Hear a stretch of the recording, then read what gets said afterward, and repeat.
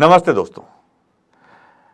हमारे देश में सोशल मीडिया हो, प्रिंट मीडिया हो या इलेक्ट्रॉनिक मीडिया, आज जहां नजर डालें वहां कोई ना कोई मुद्दा आपको देखने को मिलेगा।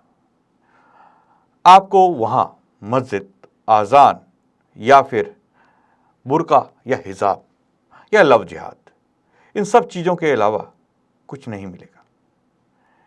लेकिन अगर हम इन मुद्दों पर चर्चा करें और इसके अलग से कुछ बात करें तो लोग कहेंगे कि आप हिंदुओं की सुनते नहीं, हिंदुओं की बात नहीं करते। तो आज हमारे सामने एक ऐसा मुद्दा आया जो सीधा सीधा हिंदुओं से जुड़ा है, लेकिन मीडिया चुप है। आखिर मीडिया क्यों चुप है? यह सवाल बहुत बड़ा है, लेकिन हम एक ऐसा खास मुद्दा आज आपके सामने लेकर आए हैं जो सीधा सीधा पूरी दुनिया में रह रहे हिंदुओं से जुड़ा है, भारत की राष्ट्रीय एकता से जुड़ा है। बीते दिनों एक खबर मिली। उस खबर में कहा गया कि भारत में रहने वाले 800 पाकिस्तानी हिंदू जो यहां इंतजार कर रहे थे नागरिकता का, मजबूर होकर अपने देश पाकिस्तान चले गए। उनकी क्या मजबूरी थी, इसी पर चर्चा करेंगे। क्योंकि भारत में एक कानून लागू किया गया था कुछ साल पहले। उस कानून के तहत यह कहा गया था कि दुनिया भर में कहीं भी अगर हिंदू प्रताड़ित होता है, अगर सिख प्रताड़ित होता है या कोई अन्य धर्म का व्यक्ति प्रताड़ित होता है और वो भारत में नागरिकता लेना चाहेगा तो उसे नागरिकता दे दी जाएगी। इस पर काफ़ी विवाद हुआ, लोगों ने अपनी पीठ भी थपथपाई और लोगों ने वाहवाही भी लूटी। लेकिन इस सब के बीच इस खबर का आना बहुत ही दुर्भाग्यपूर्ण है कि 800 ऐसे पाकिस्तानी हिंदूज जो भारत में किसी तरह से पाकिस्तान में होने वाले जुल्मों से बचकर आए और यहाँ पर नागरिकता हासिल करने का इंतज़ार कर रहे थे, जिन्हें नागरिकता नहीं मिली। इस चर्चा में आज हमारे साथ मौजूद हैं जाने माने सामाजिक कार्यकर्ता श्री नरेंद्र आहूजा जी। आपका बहुत बहुत स्वागत है आहूजा जी। आहूजा जी, बीते दिनों हमारे देश में, बीते दिनों तो नहीं कहूँगा, कुछ साल पहले यानी 2-3 साल पहले एक कानून पास हुआ। उस कानून में कहा गया कि जो भी व्यक्ति प्रताड़ित होगा बाहर किसी भी धार्मिक मामले में, जो कि हिंदू हो सकता है, सिख हो सकता है, पारसी हो सकता है, जैन हो सकता है, उसको भारत में नागरिकता मिल जाएगी। लोगों ने बहुत जश्न मनाया, पीठ थपथपाई और बड़ी बड़ी बातें की गई। लेकिन अब ये खबर आई कि भारत की नागरिकता पाने के मकसद से राजस्थान में रहने वाले 800 पाकिस्तानी हिंदुओं को वापस जाना पड़ रहा है। पहले तो आपसे जानना चाहेंगे कि इन दोनों ही बातों में आप क्या देखते हैं? देखिए अमित जी, किसी भी विषय पर किसी भी समाचार को सुन करके बिना उसकी गहराई में गए या बिना पड़ताल किए कोई प्रतिक्रिया देना कभी भी उचित नहीं होता है। हमें इस विषय को पहले ये जानना होगा कि वो वापस क्यों गए, और वह वापस क्यों गए उससे पूर्व ये जानना होगा कि ये स्थिति आखिर है क्या। तो इसके लिए थोड़ा सा इतिहास में जाएंगे और फिर इस विषय पर आएंगे कि उन्हें वापस जाने पर मजबूर क्यों होना पड़ा। अपने देश की स्वाधीनता एक दुर्भाग्य के साथ आई कि देश का विभाजन हुआ। इसीलिए शायद इस सरकार ने 14 अगस्त को विभाजन की विभीषिका है उसका दिवस मनाना प्रारंभ किया और 15 अगस्त को हम स्वाधीनता दिवस मनाते हैं। और विशेष रूप से वो विभीषिका उन लोगों के लिए जो उस समय के हिंदुस्तान, जिसे हम अब पाकिस्तान कहते हैं, पश्चिमी पाकिस्तान या पूर्वी पाकिस्तान से विस्थापित होकर के आए, उन्होंने जिस विभीषिका को झेला उसके विषय में ये 14 अगस्त आया। मैं विषयांतर नहीं करूंगा, सीधा सीधा आता हूं। जब ये दो राष्ट्र थ्योरी आई और धर्म के आधार पर मुस्लिम लीग ने मुसलमानों के लिए अलग राष्ट्र की मांग की, जिसे अंग्रेजों ने फूट डालो राज्य करो की नीति पर चलते हुए जाते जाते भी मेरे देश को इतना एक गंभीर और बड़ा जख्म दे दिया, जिसके लिए मेरे उस समय के देश के नीति नियंताओं का भी, मैं कुछ कहूंगा, अपने स्वार्थ होने का एक कारण रहा, जिसके कारण मेरा राष्ट्र स्वाधीनता के समय विभाजित हुआ और उस विभीषिका को हमें झेलना पड़ा। दूसरा, पाकिस्तान तो बन गया इस्लामिक रिपब्लिक ऑफ पाकिस्तान, यानी कि उसने तो स्पष्ट रूप से एक घोषणा कर दी कि उनके राष्ट्र का या राज्य द्वारा पोषित यदि कोई धर्म रहने वाला है तो वह इस्लाम रहने वाला है। लेकिन हमने उस समय के नीति नियंताओं ने जो भी फैसला लिया उस पर मैं कोई टिप्पणी नहीं करूंगा। हम एक धर्म निरपेक्ष राज्य बने। मैं एक प्रश्न जरूर पूछूंगा कि धर्म से निरपेक्षता, हमें राज्य बनना ही था तो सर्वधर्म संभाव राज्य बनना चाहिए था, जिसमें सभी धर्मों को समान भाव से उचित स्थान प्राप्त हो, और धर्म से निरपेक्ष तो कुछ हो नहीं सकता। नरेंद्र आहूजा जी, मैं आपको टोकना चाहूंगा कि 2018 में केंद्र सरकार ने ऐसा रजिस्ट्रेशन आरंभ किया था कि कोई भी प्रताड़ित हिंदू वहां से आवेदन कर सकता है, ऑनलाइन आवेदन कर सकता है। तो अब ये 800 लोगों को जो वापस जाना पड़ा, इनको वीजा नहीं दिया गया, इनको भारत की नागरिकता नहीं दी गई।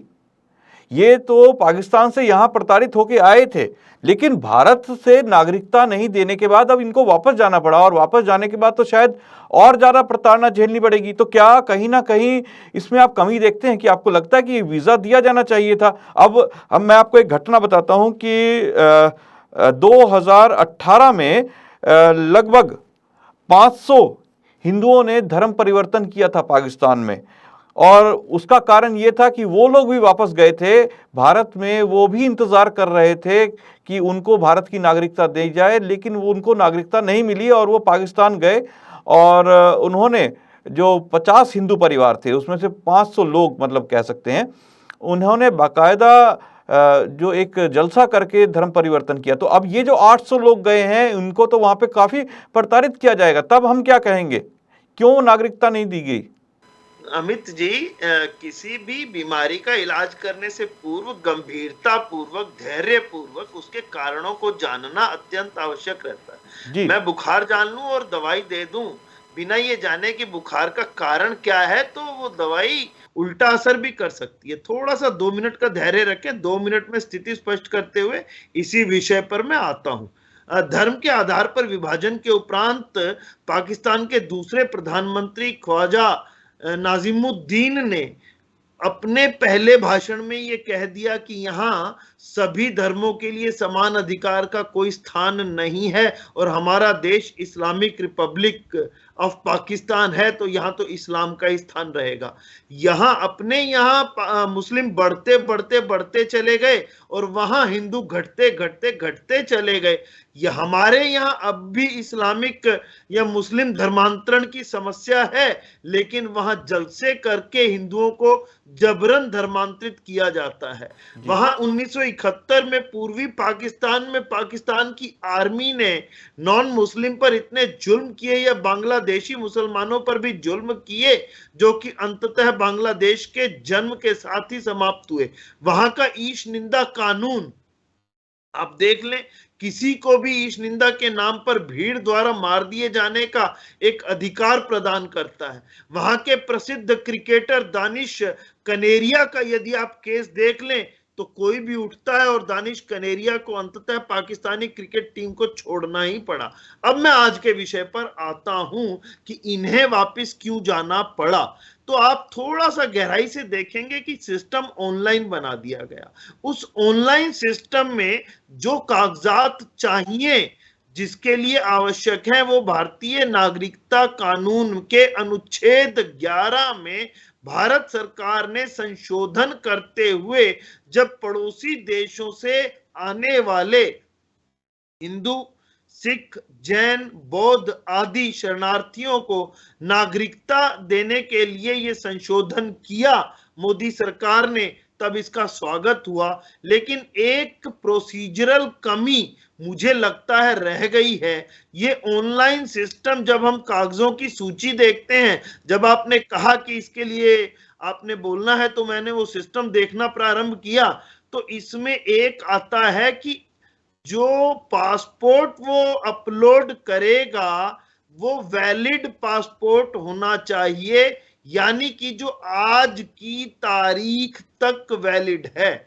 और जिन आप हिंदुओं के, विस्थापित हिंदू रिफ्यूजियों की नागरिकता की बात कर रहे हैं, वह काफी समय से वीजा एक्सटेंशन लेकर के इस देश में रह रहे थे और उनके पास वैलिड पाकिस्तानी पासपोर्ट उपलब्ध नहीं था। अब उसकी वैलिडिटी बढ़वाने के लिए, तारीख बढ़वाने के लिए वह पाकिस्तान हाई कमीशन जाने लगे। अब जैसे ही पाकिस्तान हाई कमीशन के संज्ञान में आया कि ये 800 पाकिस्तानी हिंदू भारत में आकर के और यहाँ की नागरिकता की मांग कर रहे हैं, तो निश्चित रूप से उन्होंने टांग अड़ाना और अड़चने डालना प्रारंभ कर दिया। उन्होंने क्या दो काम किए। उन्होंने तुरंत अपनी सरकार के निर्देश पर इस पासपोर्ट रिन्यूअल के लिए भारी भरकम फीस रख दी, जो कि पाकिस्तान जैसे एक गरीब देश को, मैं समझ सकता हूं कि कोई भी कमाई का साधन मिले तो वह कटोरा लेकर के तुरंत खड़ा हो जाता है। और जो यूक्रेन और रूस के युद्ध के समय में भी कटोरा लेकर के पाकिस्तानी प्रधानमंत्री जब रूस चले जाते हैं और उनको अपना पद छोड़ने पर मजबूर होना पड़ता है, तो वह उन पाकिस्तानी हिंदुओं को जो कि भारत में रह रहे हैं, उनके पासपोर्ट की वैलिडिटी एक्सटेंशन के लिए उन्होंने भारी भरकम 1 लाख रुपए से अधिक की फीस रख दी, जो कि वह गरीब हिंदू देने के लिए बाध्य हुए और देने के लिए उनके पास था नहीं।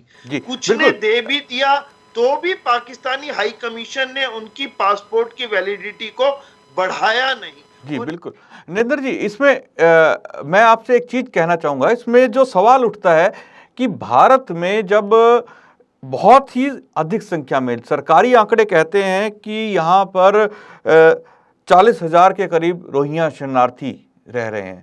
हमारे देश के अंदर बहुत सारे अवैध रूप से बांग्लादेशी रह रहे हैं, जिनके पास ना तो पासपोर्ट है ना कोई कागज है, वो भी यहाँ रह रहे हैं।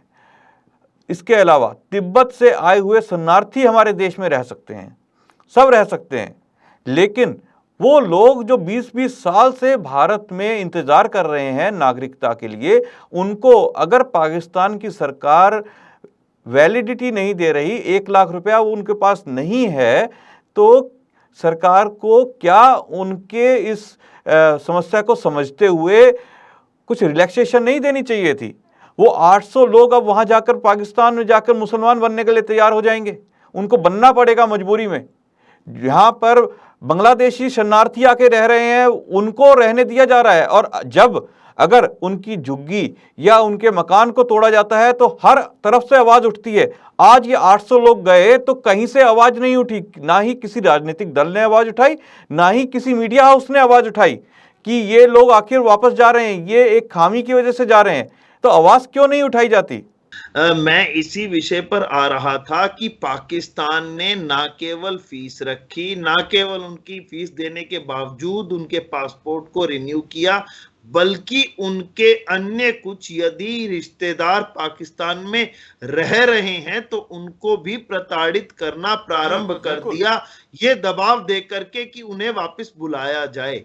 मैं किसी भी स्थिति में, आपने दूसरा कहा कि रोहिंग्या के मुसलमान रह रहे हैं, आप किसी दिन भी चर्चा कीजिए, उस पर मैं गंभीरता पूर्वक चर्चा करूंगा कि उनका यहां से चले जाना क्यों अत्यंत आवश्यक है, और रोहिंग्या मुसलमानों के लिए मेरे देश में बतौर शरणार्थी भी कोई स्थान नहीं होना चाहिए। प्रथम, बौद्ध रह रहे हैं, वह हमारे मेहमान हैं, वह चीन द्वारा प्रताड़ित निकाले गए, जिनके पूरे देश पर चीन ने अवैध रूप से कब्जा किया हुआ है। उस समय भी सरदार पटेल ने कहा था कि हमें इस जंग को आज नहीं तो कल लड़ना पड़ेगा, चलिए तिब्बत में जाकर के चीन को रोकते हैं। लेकिन शांति का दूत बनने की चाह में एक अतृप्त इच्छा लेकर के उस समय के हमारे प्रधानमंत्री ने तिब्बत में जाकर के चीन की सेना को नहीं रोका, और वह अंततः 1962 का युद्ध हमें झेलना पड़ा, जिसमें हमारे देश का बहुत बड़ा भूभाग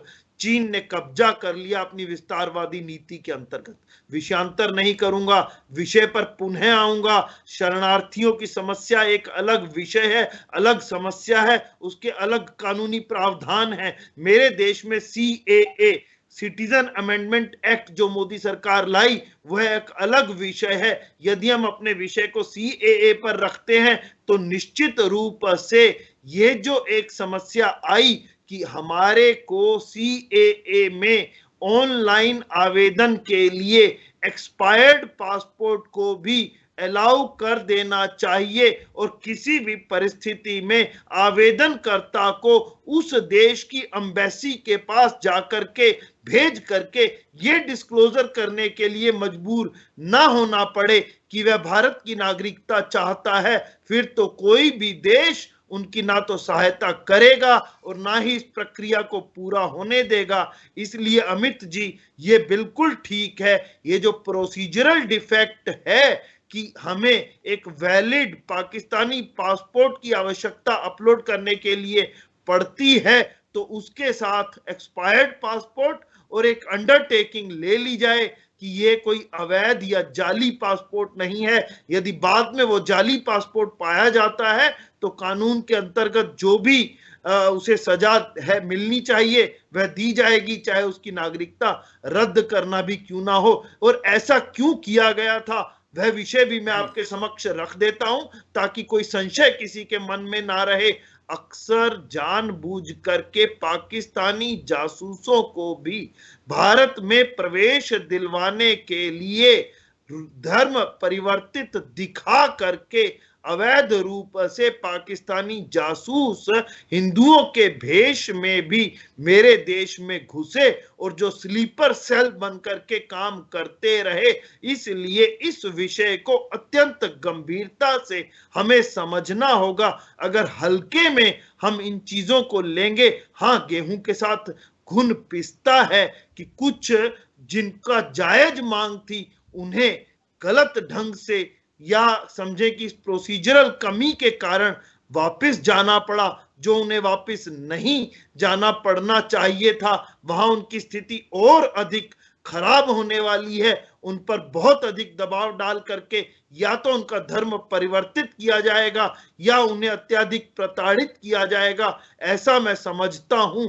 लेकिन इस आड़ में हम कदापि भी अपनी राष्ट्रीय सुरक्षा के साथ खिलवाड़ करते हुए जो पाकिस्तानी जासूस जो घुसपैठिए घुस आते हैं और यहां आकर के स्लीपर सेल्स का या एक्टिव जो टेररिस्ट हैं उनका एक रोल अदा करने लगते हैं। आप पंजाब में बढ़ रही आतंकवादी की घटनाओं को देख रहे हैं, पटियाला के ब्लास्ट को आपने देखा। जब एक राज्य मुख्यालय पर हमला हो जाता है तब हमें देखना पड़ता है, तब हमें और अधिक सावधान होना पड़ता है। कश्मीर में पंडितों पर चुन चुन करके हमले हो रहे हैं, दफ्तर में घुस करके एक कश्मीरी पंडित को मार दिया जाता है। यदि कोई राष्ट्रवादी मुसलमान कश्मीरी पुलिस में है तो उसकी भी हत्या की जा रही है। तो आतंकवाद भी पुनः अपना सिर उठा रहा है, हम निश्चित रूप से अपने उन हिंदू भाइयों की जो पड़ोसी राष्ट्रों में विशेष रूप से पाकिस्तान और बांग्लादेश में प्रताड़ित हो रहे हैं उनका स्वागत करते हैं और सीएए के माध्यम से उन्हें नागरिकता देना चाहते हैं, लेकिन इतना सावधान भी अवश्य रहना चाहते हैं कि उनके भेष में कोई घुसपैठिया ना चला आए या उनके भेष में कोई आतंकवादी ना चला आए या उनके भेष में कोई ऐसा व्यक्ति ना चला आए जो बाद में मेरे देश की सुरक्षा के ऊपर एक बहुत बड़ा प्रश्न चिन्ह बन जाए और किसी आतंकवादी घटना को अंजाम दे दे। इसके लिए हमें सावधानियां तो अवश्य बरतनी होंगी। फिर हाँ, मैं स्वीकार करता हूं कि फिर कुछ गेहूं के साथ घुन पिसने वाली बात भी आती है, लेकिन इसके लिए अधिक सावधानी सरकार की ओर से, सरकारी एजेंसियों की ओर से और ऑनलाइन सिस्टम में जो एक डिफेक्ट मैंने बतलाया है उसे दूर करने के लिए सरकार को तत्काल कदम उठाने पड़ेंगे। आप कहते हैं राष्ट्रीय मीडिया इस मुद्दे को नहीं उठाता, तो मैं तो कहता हूं कि आर्य संदेश टीवी भी अब एक राष्ट्रीय चैनल धीरे धीरे बनता जा रहा है। जब हम पूरे देश के मुद्दों को उठाते हैं और इसे प्रचारित प्रसारित करते हैं तो निश्चित रूप से इसकी स्वीकार्यता निरंतर बढ़ती चली जा रही है और आर्यों की इस तत्कालीन एकता के मद्देनजर तो मैं समझता हूं कि आर्य संदेश टीवी एक आर्यों का मुख्य पत्र कह लें या मुख्य टीवी कह लें बन करके उभरा है। हम इन राष्ट्रीय मुद्दों को बड़ी संवेदनशीलता के साथ उठाएं और उस पर निष्पक्ष रूप से बहस करें। इन्हीं शब्दों के साथ पुनः आपको अमित जी।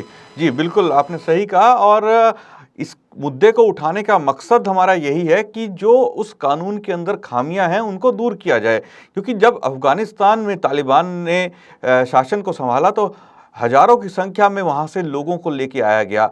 अभी हम देखते हैं यूक्रेन से बहुत सारे बच्चों को लाया गया, बहुत सारे लोगों को लाया गया भारत के अंदर। भारत एक ऐसा देश है जहाँ पर अलग अलग संस्कृति के, अलग अलग धर्मों के, अलग अलग मतों के लोग रहते हैं, लेकिन हिंदू केवल भारत के अंदर सबसे अधिक संख्या में रहते हैं। और अगर दुनिया में कहीं भी हिंदुओं के ऊपर अत्याचार हो तो एकमात्र ऐसा स्थान दुनिया में हिंदुस्तान यानी भारत ही है जहाँ पर वो आके एक उम्मीद जगा सकते हैं, एक उम्मीद रख सकते हैं कि अगर उनके ऊपर कहीं अत्याचार हो रहा है तो वो भारत आ सकते हैं। हमने साफ तौर पर देखा अफगानिस्तान में जब हिंदुओं पर, सिखों पर अत्याचार हुआ तो वो भारत आए। अगर पाकिस्तान में हिंदुओं पर अत्याचार होगा तो वो भारत आएंगे। तो सरकार को ये देखना होगा, क्योंकि जैसा कि अभी इस चर्चा में भी शामिल नरेंद्र आहूजा जी ने कहा कि वहाँ पर रहने वाले जो हिंदू हैं उनके रिश्तेदार जब यहाँ आते हैं, भारत की नागरिकता की बात करते हैं, तो वो खबर वहाँ की एजेंसियाँ पाकिस्तान की एजेंसियों को देती हैं कि इस प्रकार का कोई परिवार यहाँ आ गया है, तो उसके जो वहाँ रहने वाले जो बचे हुए सदस्य हैं उनको प्रताड़ित किया जाता है, उनको अलग अलग तरह से तंग किया जाता है। कोशिश की जाती है कि कहीं वो लोग भी किसी तरह से भारत आके भारत की नागरिकता हासिल करने का प्रयास ना करें। तो ये सब चीज़ें पाकिस्तान की सरकार करती है, वहाँ की एजेंसियां करती हैं। उस सब को देखते हुए भारत सरकार को कुछ ऐसी चीज़ें, ऐसे रिलैक्सेशन देने चाहिए कि अगर कोई व्यक्ति 20 साल से यहाँ पर रह रहा है, वैलिड पासपोर्ट के साथ रह रहा है, वैलिड वीज़ा के साथ रह रहा है, लेकिन फिर उसका पासपोर्ट एक्सपायर हो जाता है, तो वो जो पहले रह रहा था उसको काउंट करते हुए उसको नागरिकता देने चाहिए, ना कि उसको 1 लाख रुपया इकट्ठा करना और पाकिस्तान की एम्बेसी की शरण में जाने का मौका देना चाहिए, जो कि उनको मौका मिलते ही उन्होंने उसको रिन्यू नहीं किया, जिसके कारण उन लोगों को वापस पाकिस्तान जाना पड़ा। और जैसा कि अभी नरेंद्र आहूजा जी ने कहा कि वहाँ पर जाने के बाद उनको प्रताड़ित किया जाएगा, कोशिश की जाएगी कि उनका धर्म परिवर्तन भी किया जाए। तो ये अतिशयोक्ति नहीं होगी कि नरेंद्र आहूजा जी, आप और हम बैठ के यहाँ पर वो खबर को भी चर्चा करें कि यहाँ से वापस जाने वाले हिंदुओं के एक बड़े समूह का धर्म परिवर्तन कर दिया गया या उनका भी धर्म परिवर्तन करवा दिया गया। तो ये चीज़ ना हो, इसके लिए आज हमने इस कार्यक्रम में चर्चा की। हो सकता है सरकारें सुने, अन्य मीडिया हाउसेस भी सुने और वो भी इस पर चर्चा करके इस गंभीर मुद्दे को जरूर उठाएं। नरेंद्र आहूजा जी, आप हमारे साथ इस मुद्दे पर जुड़े, आपका बहुत बहुत धन्यवाद। दोस्तों, कल फिर मुलाकात होगी एक नए विषय, एक नए मुद्दे के साथ। आज मुझे दीजिए आज्ञा। नमस्ते।